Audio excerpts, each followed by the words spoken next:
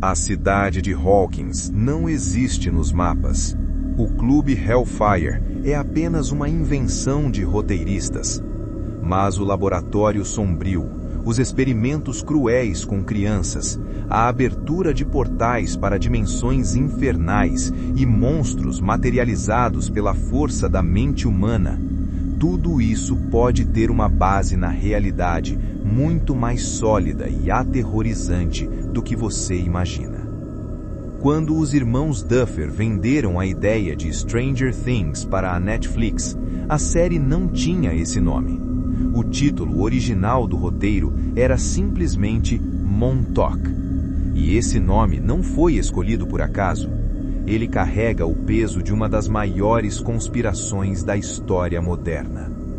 Bem-vindo à ponta leste de Long Island, Nova York. Mais especificamente ao Camp Hero. Para os turistas desavisados que visitam a região hoje, o local é apenas um parque estadual bucólico, com trilhas para caminhada, falésias e um estranho gigantesco radar militar enferrujado que domina o horizonte como um esqueleto de metal.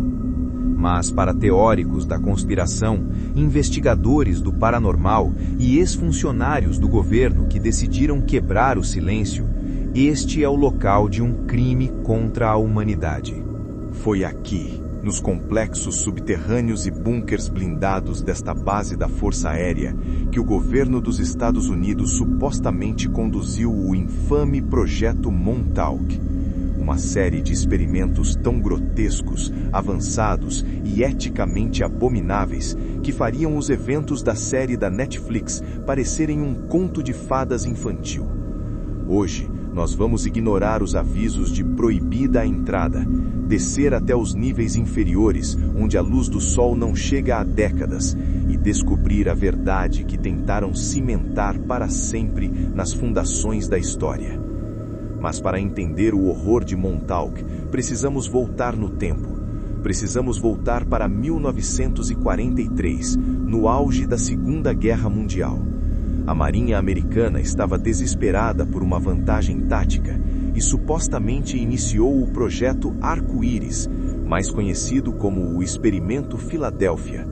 O objetivo parecia saído de ficção científica, tornar o contratorpedeiro USS Eldridge completamente invisível aos radares inimigos e, teoricamente, à visão humana, utilizando campos eletromagnéticos massivos gerados por bobinas Tesla. Segundo a lenda e relatórios vazados, o experimento funcionou.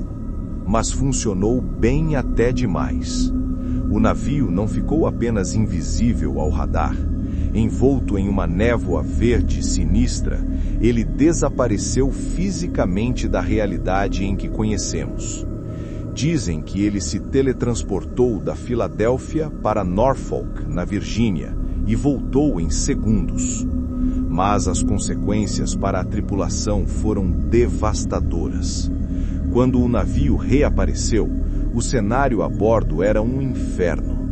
Tripulantes estavam insanos, desorientados, alguns pegavam fogo espontaneamente, outros, num destino pior que a morte, foram encontrados fundidos molecularmente ao casco de aço do navio, ainda vivos, gritando em agonia, enquanto seus corpos e o metal eram uma coisa só. O projeto foi cancelado publicamente devido à catástrofe humana, mas as pesquisas científicas nunca pararam. Elas apenas foram para as sombras. Anos depois, nos anos 60 e 70, os cientistas sobreviventes e novas mentes brilhantes, incluindo pesquisadores trazidos da Alemanha nazista através da Operação Paperclip, precisavam de um lugar isolado para continuar. Eles precisavam de um local onde pudessem testar frequências de rádio gigantescas e manipulação eletromagnética sem chamar a atenção de civis ou espiões soviéticos. Eles escolheram a isolada base de Montauk, na ponta de Long Island, e o pesadelo estava apenas recomeçando, agora sob o codinome Projeto Phoenix. Nos anos 70 e 80, o foco dos experimentos mudou. Eles já sabiam como dobrar a luz e o espaço, agora eles queriam dobrar a mente humana. O coração pulsante do projeto era a chamada Cadeira de Montauk. Relatos de supostos sobreviventes e do denunciante Preston Nichols descrevem uma cadeira de aparência alienígena, cercada por bobinas, monitores e conectada a computadores Cray superpoderosos. O objetivo dessa máquina era captar os impulsos elétricos e psíquicos de quem sentasse nela, amplificá-los digitalmente e projetá-los para a realidade física. Era uma máquina de fazer pensamentos virarem matéria. Mas para a cadeira funcionar em sua potência máxima, eles precisavam de cobaias humanas. E não servia qualquer pessoa. Eles precisavam de mentes jovens, maleáveis e com alta sensibilidade psíquica. É aqui que a história entra em seu capítulo mais perturbador. Testemunhas e registros não oficiais afirmam que o governo sancionou o sequestro sistemático de crianças de rua, órfãos e fugitivos que ninguém procuraria. Eles eram friamente catalogados como Montauk Boys. Esses jovens eram submetidos a torturas físicas e psicológicas extremas, projetadas para quebrar sua vontade e fragmentar suas personalidades. A ideia era criar o soldado perfeito, um espião psíquico capaz de ser controlado remotamente, ver através dos olhos do inimigo ou até manifestar objetos apenas com o pensamento. Dizem que milhares de garotos passaram pela base. Muitos não sobreviveram aos testes de resistência mental. E os que sobreviveram tiveram suas memórias apagadas, vivendo hoje sem saber o que lhes aconteceu, exceto por pesadelos recorrentes que não conseguem explicar. O principal psíquico do projeto, a Eleven da vida real, era um homem chamado Duncan Cameron.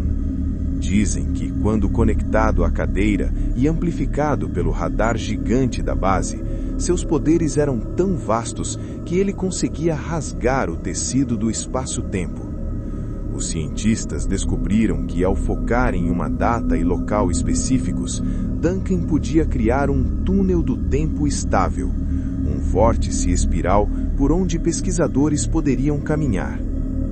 Relatos bizarros que desafiam toda a lógica dizem que equipes foram enviadas através desses túneis. Eles teriam viajado para o passado para influenciar o resultado de guerras e para o futuro para ver o apocalipse. Há até rumores de missões enviadas para uma antiga civilização em Marte. Mas brincar com o tempo e com a mente humana tem um preço. Em 12 de agosto de 1983, exatamente 40 anos após o experimento Filadélfia, o projeto atingiu seu ponto crítico. Duncan Cameron, exausto, instável e talvez arrependido do que estava fazendo, teria libertado algo de seu subconsciente profundo. Ele não materializou um objeto inanimado, ele materializou uma criatura viva, um monstro físico, sólido, peludo e furioso, que os funcionários aterrorizados apelidaram de a Besta. A criatura, nascida dos subconscientes de um homem, começou a destruir a base, esmagando equipamentos e atacando os cientistas nos corredores labirínticos.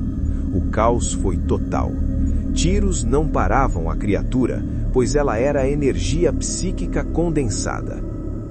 Para parar o massacre, o diretor do projeto, em um ato de desespero, ordenou que cortassem os cabos de energia que alimentavam a cadeira de Montauk e o radar.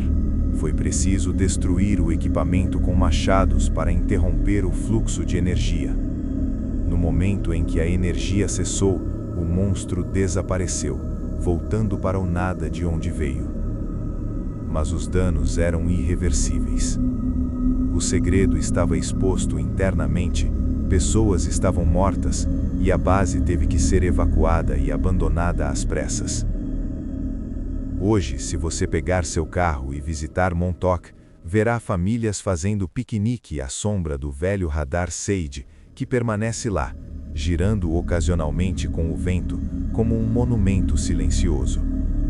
O governo e a Força Aérea afirmam categoricamente que o local era apenas uma base de vigilância contra bombardeiros soviéticos e que foi desativada pacificamente em 1981. Eles dizem que nada de monstros, nada de viagens no tempo e nada de sequestros jamais aconteceu ali.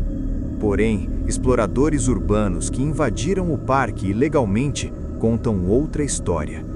Eles encontraram diversas entradas para os níveis subterrâneos que foram preenchidas recentemente com toneladas de concreto industrial. O que eles precisavam enterrar com tanta urgência e custo? Por que selar bunkers vazios? E por que, mesmo décadas depois, relatos de estranhas interferências magnéticas, sangramentos nasais inexplicáveis e sensações de pavor persistem entre os visitantes que chegam muito perto das áreas restritas?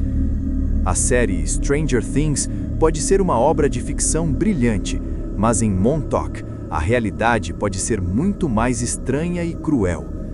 A pergunta que fica não é se a série é baseada em fatos, mas sim quanto do que assistimos na TV é um aviso do que realmente aconteceu. E você, acredita que o governo seria capaz de realizar tais experimentos em nome da ciência e da guerra? Ou Montauk é apenas uma lenda urbana moderna criada para nos assustar? Pense nisso na próxima vez que vir uma luz piscar sem motivo. Deixe sua teoria nos comentários abaixo. Se você gostou de mergulhar nesse mistério, não esqueça de deixar o seu like e se inscrever no canal para ter acesso a mais arquivos que eles tentam esconder de nós. Até a próxima investigação.